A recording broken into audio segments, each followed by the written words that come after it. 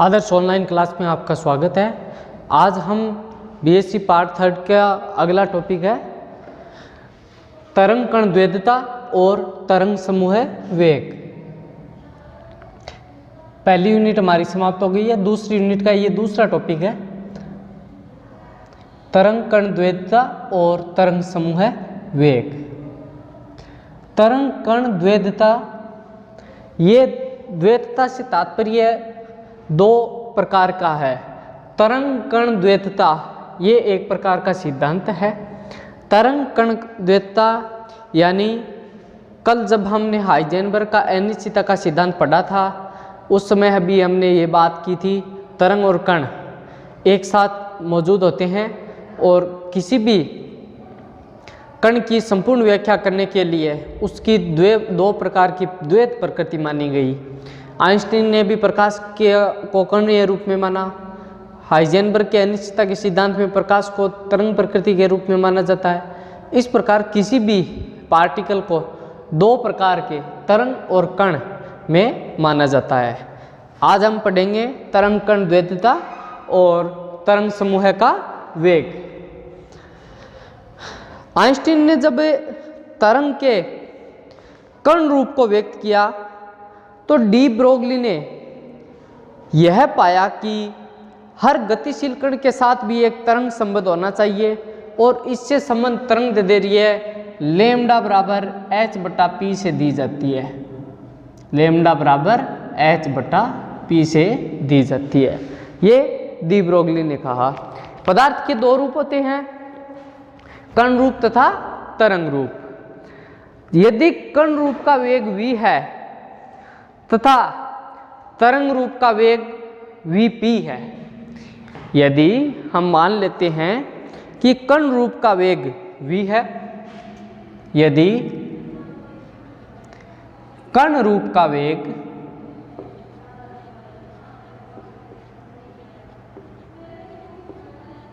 v है और तरंग रूप का वेग vp है,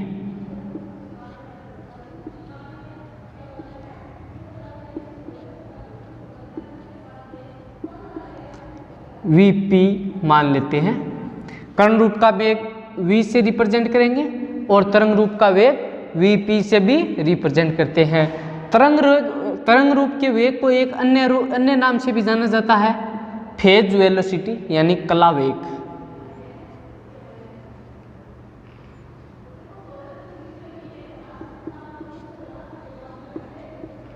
फेज वेलोसिटी या कला वेग से भी जाना जाता है। तरंग रूप से हम क्या जानते हैं?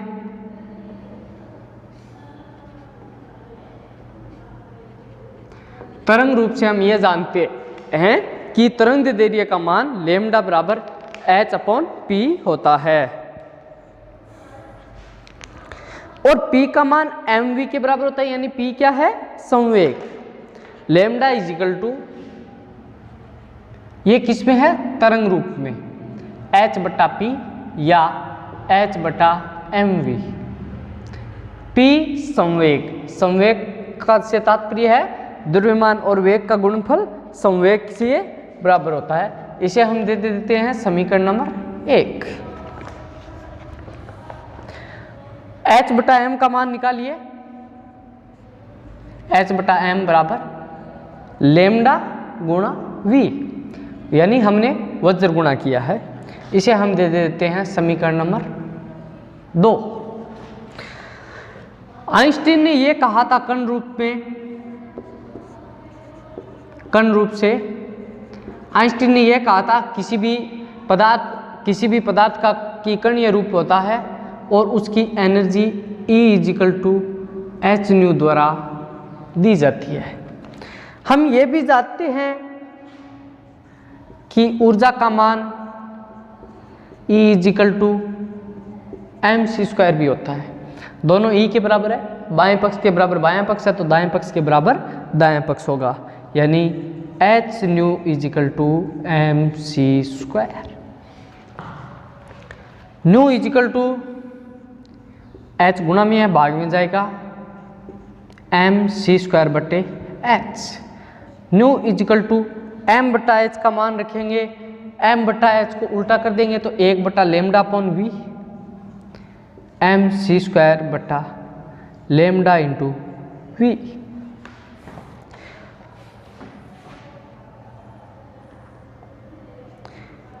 इजिकल टू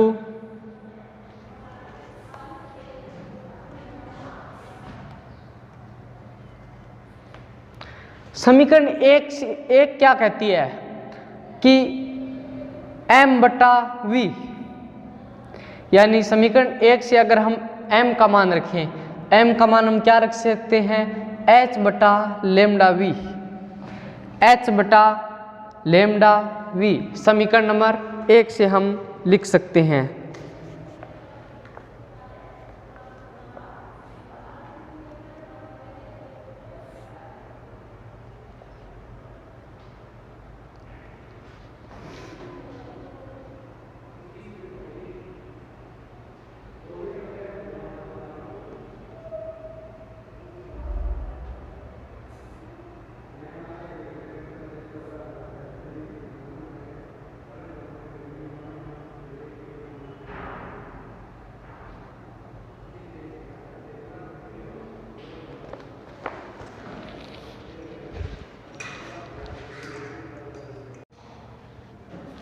समीकरण नंबर 2 से हमने h बटा m का मान यानी m बटा h का मान रख दिया लेमडा v, यानी c² बटा लेमडा इंटू वी, इसे हम दे देते हैं समीकरण नंबर 3।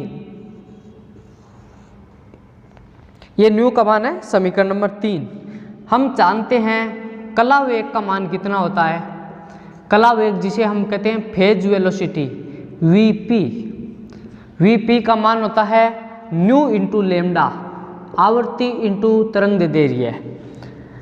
आवर्ती का मान c² अपॉन लेमडा v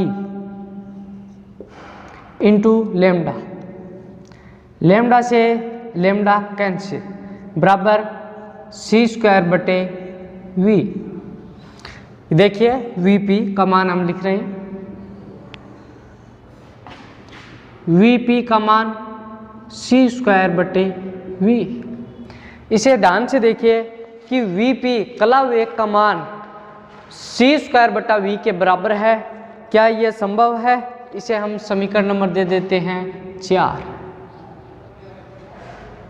हम जानते हैं किसी भी कण का वेग सदैव प्रकाश के वेग से कम होता है, अतः vp का भी c से कम होना चाहिए। लेकिन यहाँ पर c² है, vp का मान c² के बराबर है, यानी इस v का प्रभाव नगण्य है। इस प्रकार कला वेग का मान प्रकाश के वेग से ज़्यादा हो जाएगा, जो कि संभव नहीं है। अतः पदार्थ का तरंगीय रूप कणीय रूप से आगे निकल जाएगा, जबकि दोनों क्या होने चाहिए, एक ही स्थान पर होने चाहिए, जो उपरोक्त सूत्र से संभव नहीं है। इस समस्या को दूर करने के लिए जिस प्रकार कण एक छोटे से स्थान में निहित होता है, उसी प्रकार यह माना गया कि तरंग का स्थान भी एक छोटा सा होना चाहिए, या एक तरंग का प्रभाव भी छोटे से स्थान में होना चाहिए, और इस छोटे से भाग को हम कहते हैं तरंग पैकेट। तरंग पैकेट।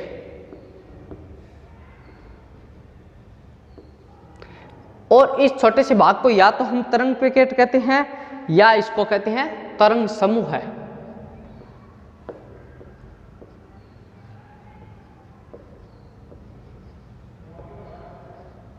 तरंग पैकेट या तरंग समूह है।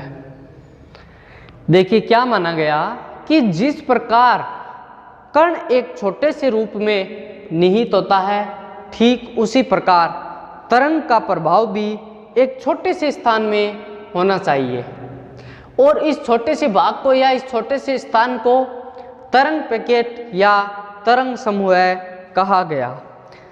हम एक तरंग समूह की कल्पना करते हैं कि एक छोटा सा हम तरंग रूप लेते हैं किसी तरंग का, और उसको हम छोटे से परास में स्थित रख के उसके लिए कला वेग और उसके लिए समूह वेग का मान ज्ञात करेंगे।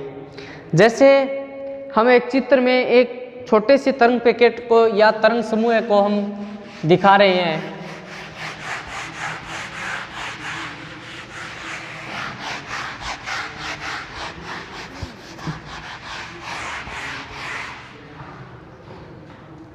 जैसे माना कि ये एक तरंग पैकेट है,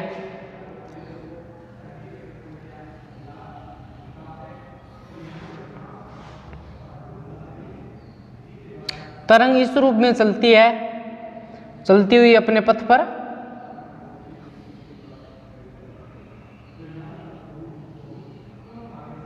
और अपना पथ पूर्ण करती है। ये एक तरंग है और इसकी औसत तरंग दैर्ध्य है लैम्डा डॉट है। इस तरंग की औसत तरंग दैर्ध्य लैम्डा डॉट है।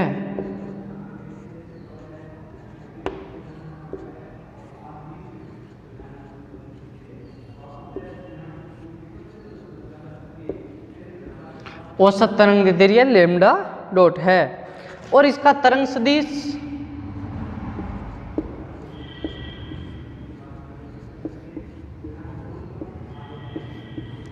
प्लस के है। तरंग सदिश किसे कहते हैं? तरंग सदिश किससे व्यक्त करता है? तरंग सदिश तरंग की दिशा को व्यक्त करता है।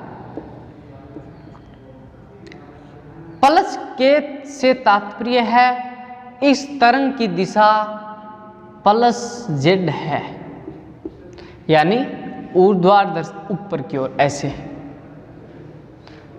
प्लस एक्स कौन सी दिशा में होती है? ये प्लस एक्स और इस मूल बिंदु से ये माइनस एक्स, ये प्लस वाई और ये माइनस वाई, ये लंबवत बाहर की ओर प्लस जेड और लंबवत अंदर की ओर माइनस जेड। ये किसी तरंग का तरंग पैकेट या तरंग समूह है और इसकी औसत तरंग दैर्ध्य लैम्डा डॉट और इसका तरंग सदिश प्लस के है। हम जानते हैं संवेग के दो सूत्र होते हैं, एक तो mv होता है और एक h कट के होता है। संवेग के दो सूत्र होते हैं, इसे हम दे देते हैं समीकरण नंबर 1। और अनिश्चितता के सिद्धांत से इसके संवेग में अनिश्चितता होगी h कट डेल्टा के। समीकरण नंबर 2। अनिश्चितता के सिद्धांत से हम क्या जानते हैं? कल हमने पढ़ा था अनिश्चितता का सिद्धांत।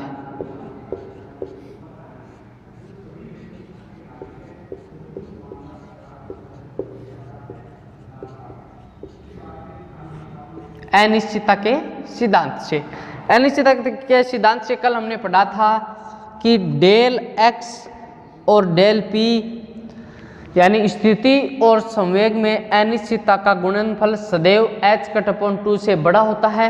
यानी h कट अपॉन 2 से बड़ा होने से तात्पर्य है कि इसका मान h कट हो सकता है, h कट बटा 2 से बड़ा हो सकता है, h कट बटा 2 से बड़ा h कट हो सकता है। इसलिए del x equal to h cut upon del p। Del p गुणा में है, बराबर के दूसरे पक्ष में जाएगा तो भाग में। डेल p का मान समीकरण नंबर 2 से हम क्या रख सकते हैं?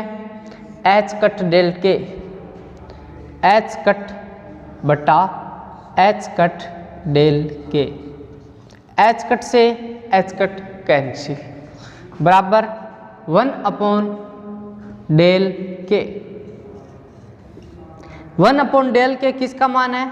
स्थिति में अनिश्चितता, यानी हम इसे दे देते हैं समीकरण नंबर 3। समीकरण नंबर 3 किसी भी तरंग पैकेट की परास है। परास यानी डेल x किसी भी तरंग पैकेट की परास है। अतः पदार्थ का तरंग पैकेट स्वतः ही अनिश्चितता के सिद्धांत का पालन करता है। स्वतः ही अनिश्चितता के सिद्धांत का पालन क्यों करता है? क्योंकि del X dot del P से जब हम तरंग पैकेट की परास ज्ञात करते हैं जो कि 1/डेल/k प्राप्त होती है और यही इसकी परास है। अगर हम तरंग पैकेट का समूह वेग लिखें, किसी भी तरंग पैकेट का समूह वेग लिखें, समूह वेग को vg से रिप्रेजेंट करते हैं। किसी तरंग पैकेट के समूह वेग को vg से निरूपित करते हैं।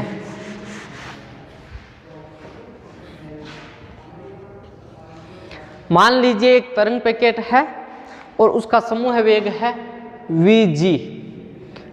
vg होता है dw/dk, जहां ओमेगा कोणीय आवृत्ति और k तरंग सदिश है। अगर इसके समूह वेग को ऊपर नीचे h कट से हम गुणा कर दें तो vg का मान हो जाएगा h cut dw h cut dk। vg equal to h cut को डिफरेंशियल के अंदर लेने पर h cut omega d h cut k।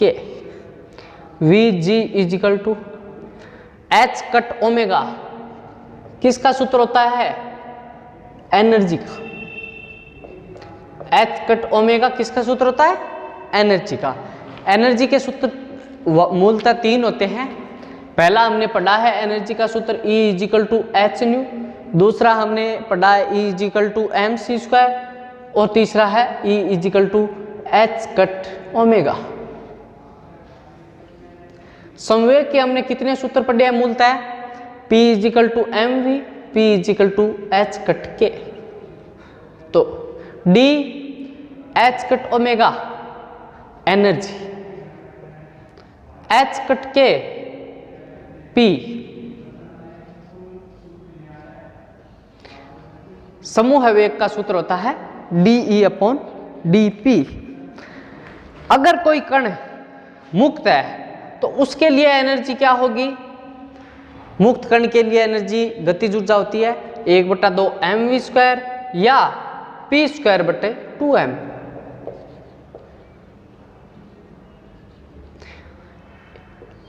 अगर इसकी एनर्जी में अनिश्चितता का मान निकाले तो D E equal to p square का अवकलन 2p और 2m,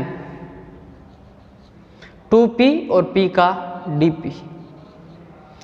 2 से 2 कैंसिल, de/dp, de/dp बराबर p/m। p क्या है? संवेग यानी mv/m बराबर v। de/dp का मान v रखने पर vg इजिकल टू v। अतः किसी भी मुक्त कण के लिए कला वेग और समूह वेग का मान बराबर होता है, यानी तरंग पैकेट एवं कण का वेग एक ही है, जो कि मान्य स्थिति है। इसमें बड़ा क्वेश्चन आता है कि सिद्ध कीजिए कि तरंग पैकेट के रूप में किसी भी तरंग को तरंग पैकेट के रूप में मानने पर यह अनिश्चितता सिद्धांत का पालन करती है। अभी हमने जो स्थापना की है, जिस प्रकार सिद्ध किया है, उसके बारे में प्रश्न क्या बन सकता है, उस प्रश्न को हम नोट करेंगे।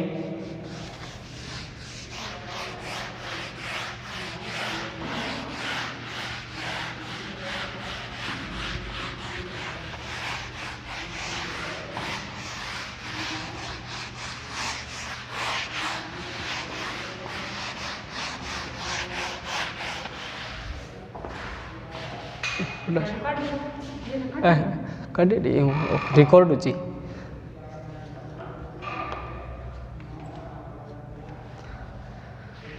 क्वेश्चन देखिए, सिद्ध कीजिए कि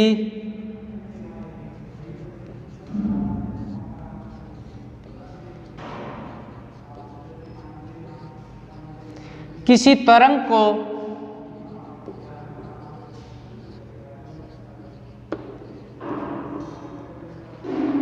तरंग पैकेट मानने पर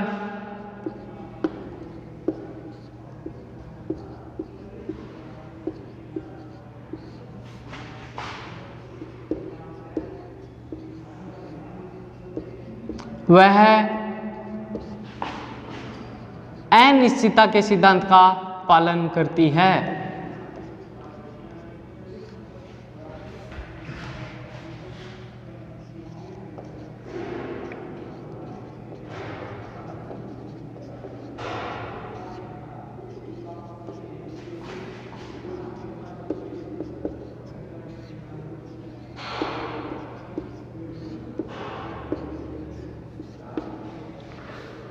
तो इसके लिए हम क्या सिद्ध करेंगे, Vg बराबर V जो लास्ट हल आया था वहां तक, कहां से स्टार्ट करेंगे, लेमडा बराबर H बटा P से लेकर, यानी कण रूप में से लेकर के तरंग रूप तक सिद्ध करेंगे हम। सिद्ध कीजिए कि तरंग को तरंग पैकेट मानने पर वह स्वतः ही अनिश्चितता के सिद्धांत का पालन करती है। आगे देखिए, अगला टॉपिक है श्रोडिंगर समीकरण।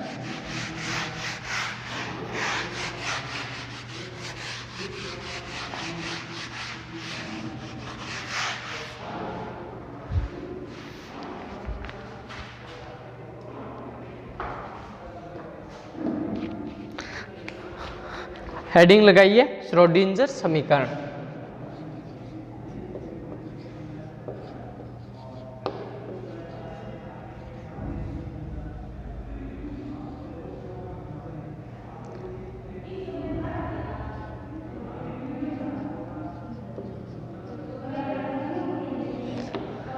श्रोडिंगर समीकरण दो प्रकार की होती है।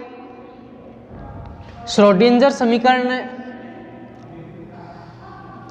पहली जो t पर निर्भर नहीं करती है, और दूसरी एक वो श्रोडिंगर समीकरण है जो t पर निर्भर करती है।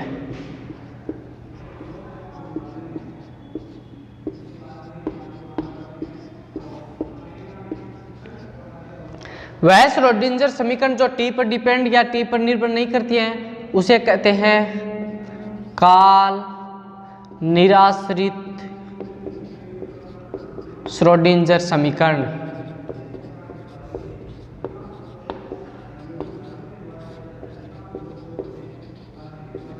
वह समीकरण जो टाइम पर या t पर डिपेंड करती है उसे कहते हैं काल आश्रित श्रोडिंगर समीकरण।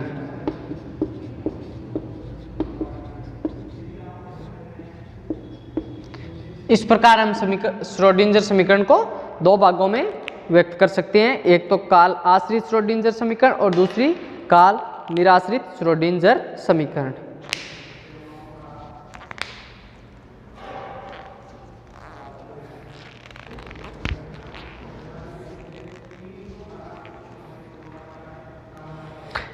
सबसे पहले हम काल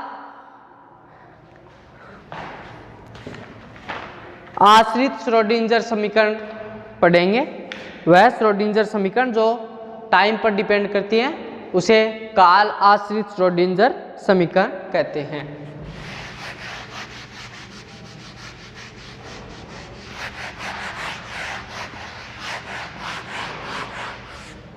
सबसे पहले हम हेडिंग लगाएंगे काल आश्रित श्रोडिंगर समीकरण।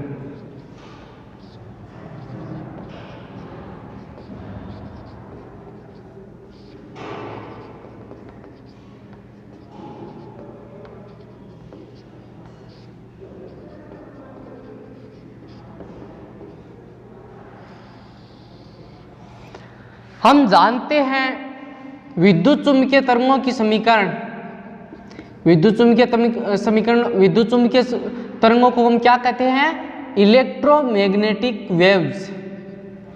यानी हम विद्युत चुम्बकीय तरंगों की समीकरण कौन से सूत्र द्वारा देते हैं, हम देते हैं विद्युत चुम्बकीय तरंगों की समीकरण होती है del square psi is equal to 1/v² del 2 psi अपॉन del t स्क्वायर। ये किसकी समीकरण है? विद्युत चुंबकीय तरंगों की समीकरण इस सूत्र द्वारा दी जाती है। ये विद्युत चुंबकीय तरंगों की समीकरण का सूत्र है, या हम इसे विद्युत चुंबकीय तरंगों की समीकरण भी कहते हैं। हम ये भी जानते हैं कि एक कण जिसका संवेग p है, यानी p संवेग का कोई कण है, p संवेग का कण है,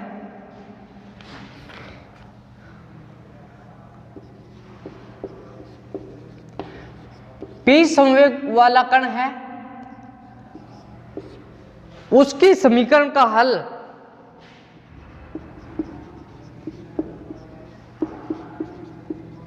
निम्न प्रकार दिया जाता है।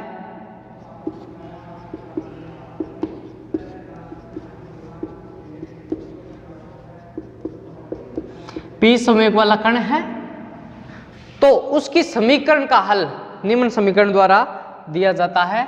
Psi is proportional to e की घात iota vector k dot vector r minus omega t bracket बंद। समीकरण नंबर 2।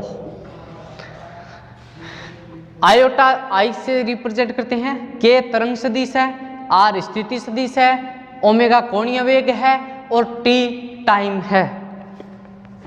समीकरण 2 p संवेग वाले कण का हल है। अगर कोई समीकरण किसी दूसरी समीकरण या किसी समीकरण का हल होती है तो उसका अवकलन शून्य होता है, यानी ये p संवेग वाले कण का हल है तो इसके लिए डेल्टा p का मान अब अगर हम निकालें तो वह क्या आएगा? शून्य आएगा। और समीकरण 2 कौन सी तरंग है?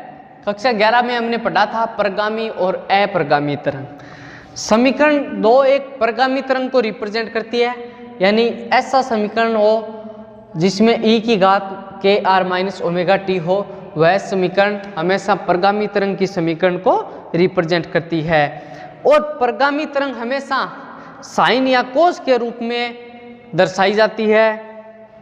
अगर ये कोई परगामी तरंग है तो इसका हल साइन या कोस के रूप में दर्शाया जाता है।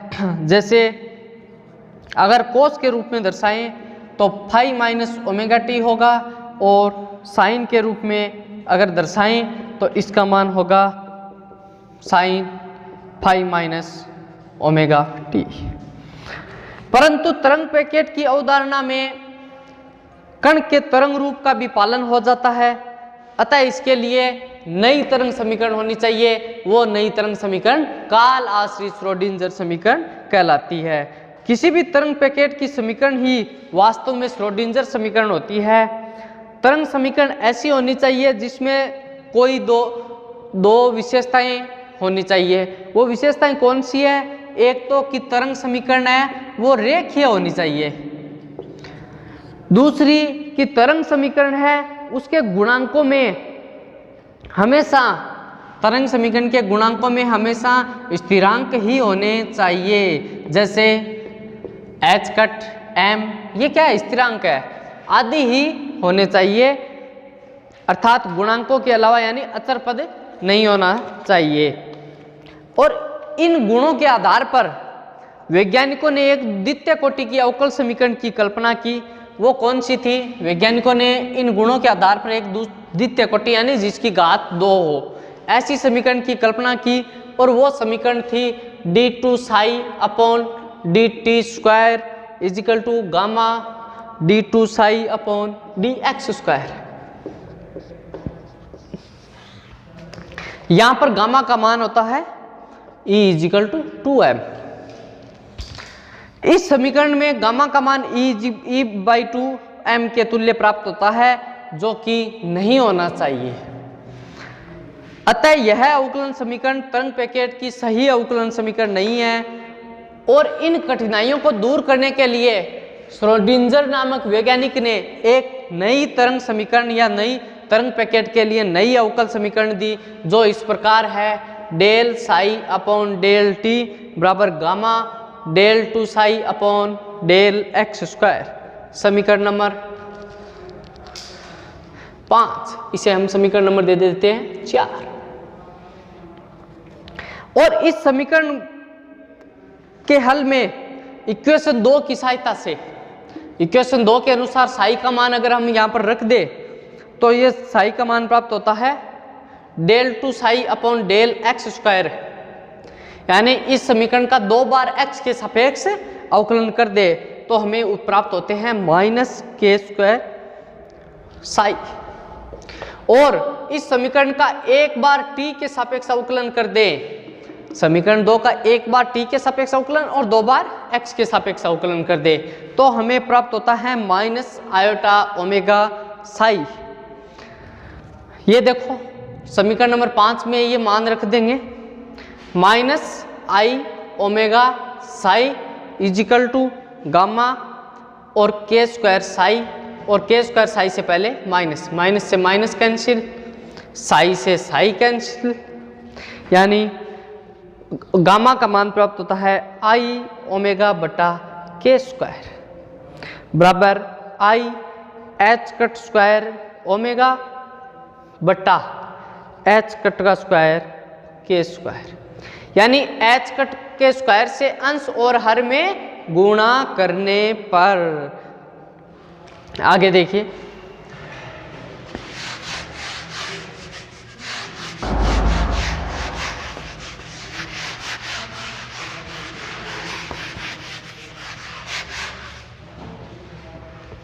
देखिए एच कट को हम 2 बार ऐसे लिख सकते हैं, gamma equal to I H cut omega बटा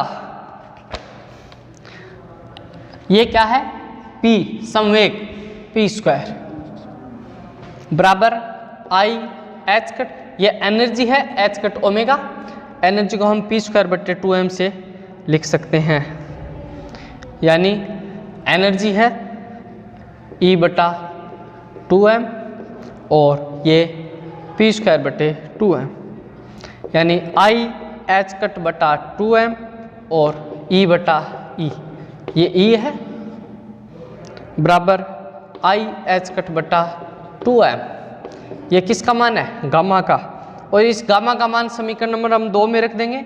समीकरण 2 थी del psi upon del t बराबर gamma del two psi upon del x square, यहाँ पर गामा का मान क्या रख देंगे आई एच कट बटा 2m डेल साई बटा डेल टी बराबर आई एच कट बटे 2m del two psi upon del x square. ये क्या है काल आश्रित श्रोडिंजर समीकरण। इस समीकरण में t है, यानी यह समीकरण टाइम पर डिपेंड करती है, अतः यह समीकरण काल आश्रित श्रोडिंजर समीकरण कहलाती है। प्यारे विद्यार्थियों, आज के लिए इतना ही। कल हम पढ़ेंगे काल निराश्रित, जो टाइम पर डिपेंड ना करे, काल निराश्रित श्रोडिंजर समीकरण, यानी समय पर डिपेंड न करने वाली श्रोडिंजर समीकरण, काल निराश्रित श्रोडिंजर समीकरण का हल हम कल अध्ययन करेंगे। धन्यवाद।